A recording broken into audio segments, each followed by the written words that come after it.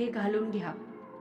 तो तिच्यासमोर ते ब्लेझर पकडत म्हणाला आणि तिने चमकून त्याच्याकडे पाहिलं. काही वेळापूर्वीच तर त्या दोघांची ओळख झाली होती, तरी तो तिच्यासाठी एवढं सगळं करत होता. नाही, नको, खरंच ठीक आहे मी. तिला असं त्याच्याकडून ब्लेझर घेणं थोडं विचित्र वाटत होतं, तेही काहीच ओळख नसताना. त्याला कदाचित ते समजलं असावं. आय नो, आपली जास्त ओळख नाही, त्यामुळे तुम्हाला हे घ्यायला कसं तरी वाटत असेल, पण आता याची खरंच गरज आहे तुम्हाला, तो म्हणाला. आणि तिलाही कुठे ना कुठे ते पटलं.